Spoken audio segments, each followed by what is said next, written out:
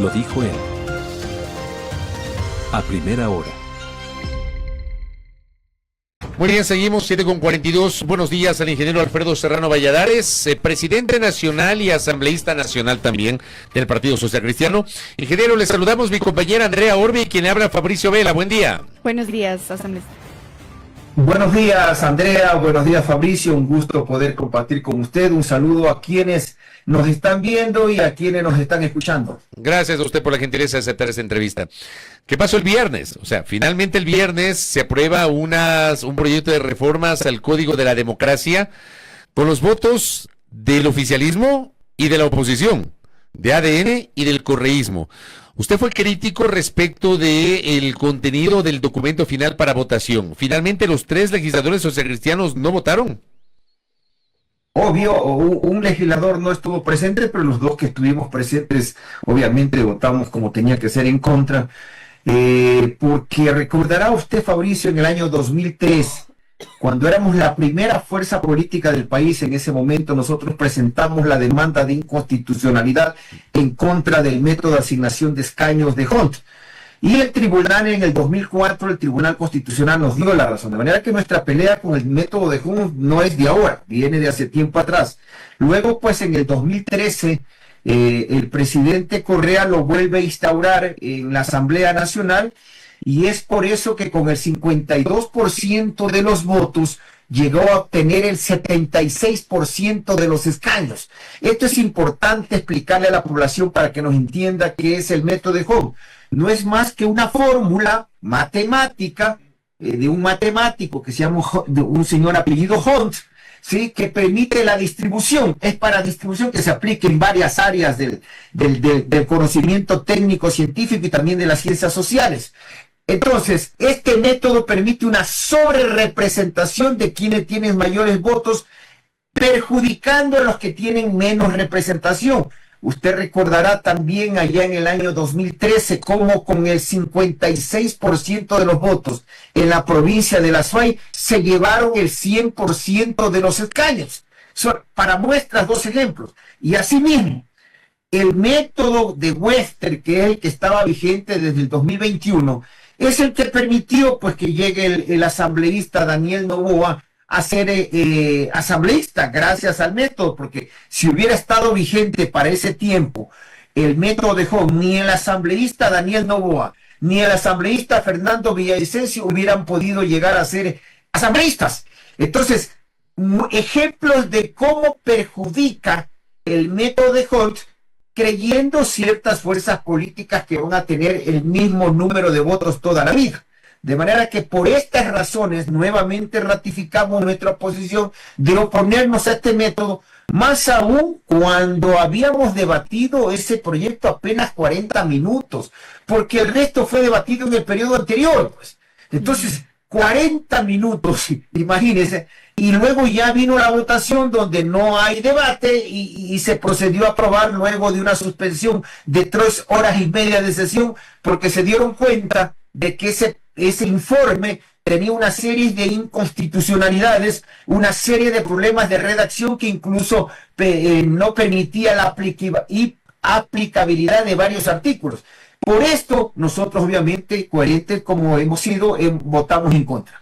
Y asambleísta, usted ha mencionado 2 ejemplos, pero lo mismo podría haber pasado con Pachacuti, que en esta elección ingresa con 9 curules ahí en la Asamblea Nacional. ¿Qué ocurre y qué opinión le amerita a usted que esta facción política que ya no vota con Pachacuti, hace algunas sesiones y vota con el oficialismo, nuevamente haya reiterado este apoyo para esta nueva reforma de ley? Incomprensible, porque justamente Pachacuti históricamente era perjudicado por el método de Hunt y las veces que no estuvo vigente el método se vio favorecido. Y es por eso que sucedió con Pachacuti y los votos que sacó en el 2021, por ejemplo, que le convirtieron en una fuerza política grande, ¿sí? Porque en ese momento, pues su candidato presidencial, que era el señor Yacu Pérez, le permitió sacar una gran cantidad de votos. Pero ya Pachacuti no es Pachacuti. Recuerde usted que Pachacuti ahorita solamente son 3 votos. Los otros 6 votos ya no son Pachacuti, son el gobierno. ellos pertenecen al gobierno, ya ellos son parte de la mayoría del gobierno, y para mí es incomprensible que hayan votado a favor definitivamente de este método. Ustedes también en un comunicado asambleísta del Partido Social Cristiano, me refiero, habían dicho que la Asamblea Nacional estaba impedida de realizar reformas legales en materia electoral hasta que termine el proceso que se había convocado por el Consejo Nacional Electoral. Cuéntanos un poco más sobre esa postura asambleísta, por favor. Mire, en noviembre del año pasado el CNE declaró en proceso electoral nuevamente por la elección en el cantón Sevilla Don Bosco, en la provincia de Morona, Santiago, y se declararon en periodo electoral del 29 de noviembre al 31 de diciembre de este año, y por tanto, de conformidad con el artículo 117 de la Constitución, que siempre se lo ha venido respetando en la Asamblea, ¿sí? Desde un año antes no se puede hacer reformas de carácter electoral, y es por eso que estas reformas, por ejemplo, estaban en trámite desde mucho tiempo atrás en la Asamblea, pero se suspendieron por el proceso electoral, como manda la ley, como lo hizo la Comisión de Fiscalización hace 15 días, cuando suspendió los juicios políticos al Tribunal Contencioso Electoral y al CNE, y lo hizo correctamente, por cierto. Yo estoy de acuerdo con lo que hicieron. ¿Por qué? Porque el CNE certificó que están en proceso electoral. Entonces, esta vez también uno daba este tipo de argumentos, no en el debate, porque nunca se abrió el debate, sino al menos acercándonos a los asambleístas, decirles, vean, están cometiendo estos errores, al menos de los otros que les dije que estaban cometiendo, como por ejemplo poner la disposición de que para que una persona, un ciudadano de elección popular que quiere cambiar de dignidad, habían puesto de que simplemente tenían que pedir licencia sin sueldo. Finalmente, ¿qué pasó con eso? 114 de la Constitución obliga a renunciar. Entonces eso tuvieron que cambiar. Por ejemplo, el artículo 93, justamente en el Código de la Democracia habían insertado este tema y tuvieron que cambiarle. Por eso las 3 horas y media de receso que nos tuvieron allí sin dar explicaciones, por cierto, corrigiendo esta serie de errores. Y de esos varios, por cierto. Entonces, lamentablemente, insisto, vamos a vernos otra vez abocados a que las ciertas fuerzas políticas van a tener una sobrerepresentación superior a la que tienen. Por ejemplo, ahorita, esto es importante, el uso de la matemática, ¿no es cierto? El gobierno sacó el 45% de los votos y tiene el 44%, llegó con el 44% de representación a la Asamblea. Es decir, el método de Webster sí cumple esa lógica. Es un método mucho más equitativo con este ejemplo de Webster. Perdón que te interrumpa, es mucho más equitativo porque en el ejemplo que usted plantea no lo tenía claro, pero por supuesto, entre Revolución Ciudadana y ADN, entre los dos suman el 88% de la integración de la actual Asamblea, o sumaban cuando recién fue integrada la legislatura, 66 los unos, 67 los unos, 66 los otros. Así se integró inicialmente a la legislatura. Ese método es mucho más equitativo, el de Webster, si comparamos con el divisor 1, 2, 3, 4, 5 de Hunt. Resultados, yo le hablo con hechos, ¿no es cierto? Actualmente Webster, el gobierno llegó con el 45% de los votos y tiene el 43% de representación. El ADN llegó con el 43%, perdón, 43% de los votos, sí, perdón, el correísmo llegó con el 43% de los votos y obviamente tiene el 44% de representación en la Asamblea. ¿Por qué querer un método que si yo saco el 43% de los votos quiero tener el 70% de los escaños? Eso es inconstitucional. Por eso es que Webster es el que más se ajusta a este mecanismo de carácter aritmético, nada más. Sí, este es un tema de sumas y restas, este es un tema aritmético que lamentablemente lo están utilizando los políticos para lograr más asambleístas de los que realmente me otorga el pueblo ecuatoriano. El tema es que con el método de Hunt, por ejemplo, usted no entraba, ¿no? En este ejercicio legislativo. Yo no hubiese entrado en esta representación, como tampoco hubiese entrado Pachacuti, como tampoco hubieran entrado los asambleístas independientes. Pero, por ejemplo, en el caso de los asambleístas nacionales, de los 15, usted es el único por fuera de Revolución Ciudadana y ADN. Si se hubiera aplicado el método de juego, hubieran entrado 8 de ADN y 7 de Revolución Ciudadana, y obviamente yo me quedaba fuera. Y mire que con el de Webster, incluso casi a nivel nacional, usted fue el único asambleísta nacional por fuera de ADN y de Revolución Ciudadana. Ya, pasemos del tema del método. Y gracias por aclararnos, yo no tenía claro el tema de de la licencia. Solamente para recapitular, se mantiene entonces la obligación de renunciar para el momento de la inscripción de una candidatura si una persona que está ocupando un cargo quiere ser candidato para otro cargo distinto. Eso se mantiene. Exactamente, porque eso manda el 114 de la Constitución. ¿Y qué va a pasar con las organizaciones políticas? Porque había inicialmente, no sé si, y por eso le pregunto, no sé si finalmente esto consta en el texto finalmente aprobado. Actualmente, las organizaciones políticas tienen dos chances para participar y eventualmente, si es que no completan un número mínimo de votos, ser extinguidas. O sea, en la primera, si no se logra al menos el 4% de la votación nacional, tienen esto que se denomina en el argot popular tarjeta amarilla. Y si en la segunda consecutiva pluripersonal vuelven a no lograr ese 4%, automáticamente opera la extinción. Entiendo que el informe planteaba que no sean dos elecciones, sino una, y que se sube el porcentaje al 5%. ¿Qué pasó con eso? Sí. Eso sí se aprobó, ahora va a ser el 5%, tanto para las organizaciones de carácter nacional cuanto las de carácter provincial, ya que las de carácter provincial era el 3%. Pero se mantiene que no solamente es una opción la cantidad de votos, sino que se mantiene, o puede sacar 3 asambleístas, o puede sacar 8 alcaldes, o puede sacar 21 concejales, o el 5%. Si usted cumple con cualquiera de esos requisitos, se mantiene como organización política activa. Es importante que ustedes recuerden que en esta última elección, de las 17 organizaciones políticas, 12 ya quedaron con tarjeta amarilla y solamente 5 quedamos vivitas y coleando, como se dice en el argot popular, y no tenemos tarjeta amarilla. Ustedes no tienen tarjeta amarilla. Nueva norma, Ustedes no tienen tarjeta amarilla. Por supuesto que no tenemos tarjeta amarilla. Yo pensé que tenía tarjeta amarilla, verá.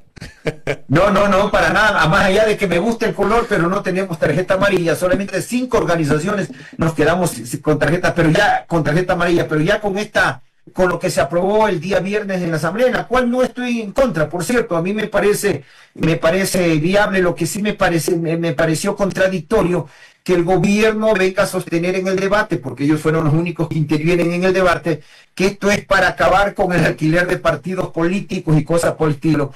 ¿Y por qué partido político llegó el asambleísta Daniel Noboa de asambleísta?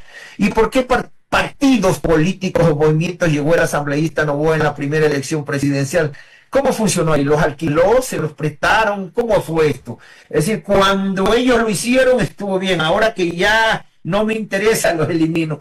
Personalmente, y como partido estamos de acuerdo en estas reformas, en esa parte de la ley. Tiene la ley otra serie de situaciones que obviamente complican el accionar, pero bueno, ya es secundario ese asunto. Asambleísta, también se eliminó, entiendo, y usted me corregirá, esta infracción electoral de utilizar el dispositivo móvil que fue tan polémica en estas últimas elecciones cuando se esté en la urna. Sí, bueno, lo propuso, de lo que conozco en la comisión, fue propuesto por el vicepresidente del CNE, el señor Pita, pero no fue considerado por la comisión. Este es otro de los temas. Es decir, en el segundo, después del segundo debate, y esto vino, la comisión tenía que preparar el texto para votación, y en ese interín, donde no se debatieron muchos temas, incluyeron algunos temas que no estaban considerados en el informe, ni en el del primer debate, ni en el del segundo debate. Entre estos, obviamente, hicieron comparecer al vicepresidente del CNE y fue a proponer este disparate y ventajosamente no lo tomaron en cuenta. Ahora, asambleísta, quisiera también pasarnos un poco de temas sobre las leyes que ya se han aprobado, las reformas también que se han aprobado, la ley que se ha denominado de solidaridad y la de inteligencia y contrainteligencia. Su opinión, por favor, asambleísta.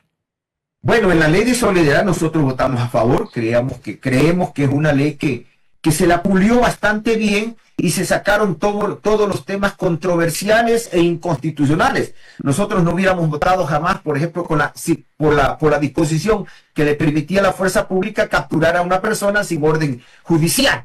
De manera que esos temas, desde nuestro punto de vista, fueron corregidos y por eso votamos a favor. En lo que sí votamos en contra y con mucha convicción fue la ley de inteligencia, que tiene 4 artículos que definitivamente violentan flagrantemente la Constitución de la República y que seguro estamos que la la Corte Constitucional los va a dejar sin sustento. Esto es la interceptación de llamadas telefónicas sin orden judicial. Esto es interferir tus correos o correspondencia en forma virtual o en forma física. Esto es solicitar información a cualquier institución de carácter público y privada y tienes 48 horas para otorgársela. Es decir, ahorita podrían pedir la ficha médica de cada uno de ustedes y de mía, o podían... Se me quedó congelado el ingeniero. Y tienen la obligación de dárselo, contraviniendo lo que manda la Constitución de la República. Es decir, a esa sí nos opusimos y votamos como tenía que ser. Votamos en contra, en la otra votamos a favor. El día de mañana vamos a tratar otra ley económica urgente que inicialmente tenía que ver con el tema de contratación pública, pero ahora obviamente tiene que ver hasta con la universidad que se creó para la Policía Nacional. Se ha incrementado para segundo debate un artículo para la Universidad de la Policía Nacional. Entonces, ya en este punto uno no sabe lo que le viene para segundo debate. Este informe salió aprobado el día de ayer y se ha incluido todo un capítulo, son casi 20 artículos para la Junta de Regulación Monetaria y Financiera, que no estuvo en el primer debate ni en el proyecto original. Eso para la Ley de Integridad Pública, lo de la Policía Nacional y lo que nos acaba de decir asambleísta. Exactamente, para la Ley de Integridad Pública se ha incorporado ya para el segundo debate estos temas, y obviamente se mantiene el tema de los infractores, de los adolescentes infractores, para que no cumplan la pena. Obviamente, una vez cumplida la pena, pasen a los centros de rehabilitación y no lo de la inimputabilidad. Eso no se ha tocado. Eso es lo que nosotros propusimos en el 2022. Nuestra bancada propuso un proyecto en el 2022 para eliminar la inimputabilidad para determinados crímenes graves que cometen los infractores, que tienen la capacidad de matar como adultos, de violar y matar como adultos, de secuestrar y violar como adultos, de traficar como adultos. Pero hay gente en el Parlamento que dicen: ellos tienen derecho a hacer todo eso como adultos, pero tenemos que sancionarlos como niños.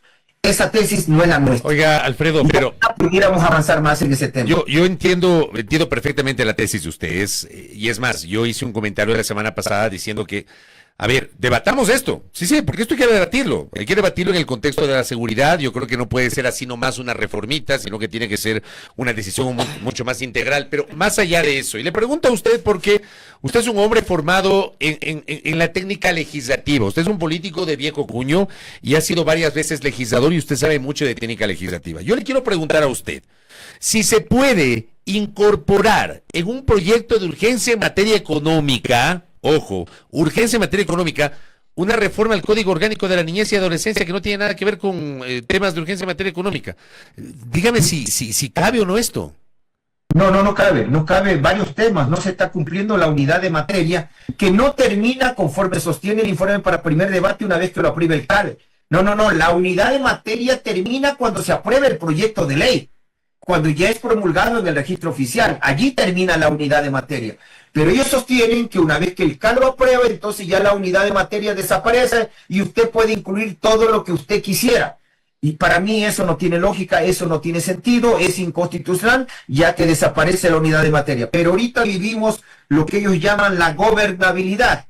Desde su interpretación del gobierno, gobernabilidad significa que como tengo los votos, tengo derecho a violentar la Constitución, tengo derecho a violentar la ley, y nadie me puede hacer nada porque no le entrego la palabra a los asambleístas, y si me apelan, pues obviamente no tienen los votos para bajarme de la conducción de la sesión. A eso le llaman ellos gobernabilidad. En ese sentido, asambleísta, ¿cómo va a ser su votación el día de mañana?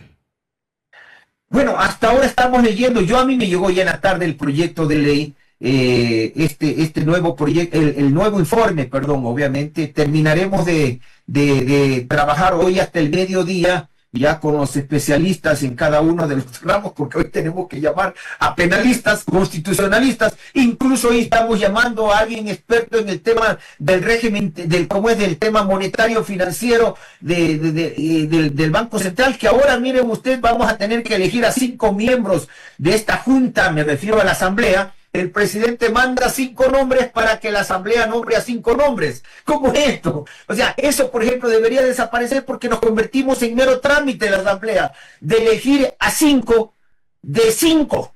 O sea, lo lógico es que más para que la asamblea escoja 5, pero no, nos manda 5 de 5 de los vocales que tendrá que elegir y que van a ser parte de esta junta monetaria. Que insisto, no estaba en el primer debate. Entonces, si vamos a hacer un órgano de exclusivamente de trámite, a mí me avergüenza que se le utilice a la Asamblea como un organismo solamente de trámite, como es la posesión de los funcionarios que elige el Consejo de Participación Ciudadana. Es decir, solamente somos mero trámite y ahora también mero trámite. Mando 5 vocales a la Asamblea para que elija 5. Esto no tiene presentación, pero eso está en la ley. Pero insisto, son temas que para mí son secundarios respecto a la razón de ser de ese proyecto. Alfredo, y para ir cerrando, yo había recibido temprano el siguiente mensaje a propósito de la ley de integridad pública que se votará mañana y sobre la cual hay esta discusión de los cambios, ¿no? Por ejemplo, aquí me decían, la llaman ley de integridad mientras todos estamos entretenidos en todo menos en nada, me dice una persona. A ver, la ley cambia los montos de proceso de contratación, la evaluación de contratación a los servidores públicos, ¿será que se vienen despidos? Dice, las cooperativas del segmento 1, es decir, las más grandes, pasarán al control de la superintendencia de bancos y dejan de ser de carácter asociativo a privados y nadie está hablando de esto, dice. Los cambios en la elección de los miembros de la Junta de Política y Regulación Financiera. ¿Qué tal estos cambios? Yo no sé si usted tenía conocimiento, Alfredo, porque para mí esto es totalmente nuevo y como dice la persona que me escribió, todos estamos concentrados en los temas de contratación pública, en el tema de la niñez, pero han incorporado esto que, como usted bien lo anotaba, no fue parte del primer debate. Así, mire, yo soy abogado, cierto es, y me especialicé en Derecho Público, pero hay tantos temas que por responsabilidad me obligan a que el día de hoy tenga que consultar con expertos en el tema. Ayer yo leí el proyecto, el informe, es largo, por cierto, 4 veces más largo, 3 veces más largo que el del primer debate, para poder entender estos temas. Yo me estoy dando por enterado ahorita por usted, yo solamente le di una lectura muy rápida al tema, que lo único que concluí fue, digo, esto amerita que yo llame a determinadas personas para hacer consultas respectivas. Correcto, veamos qué pasa el día de mañana. Ingeniero, gracias por el tiempo. Gracias, asambleísta. Gracias a ustedes, gracias. Una cosa, usted es ingeniero, también es abogado, tiene los 2 títulos. Exactamente, como usted me conoció como ingeniero químico, le conocí a usted. En ese receso obligatorio que nos dio Correa cuando nos destituyó del cargo, me convertí en abogado de la República. Ah, muy bien, muy bien. Eso es nuevo para mí. Ok, ingeniero abogado. Gracias, envío un abrazo. Un abrazo. Gracias, Alfredo Serrano Valladares, asambleísta del Partido Social Cristiano, aquí en A Primera Hora. Primera plana. Todas las noticias, todas las voces.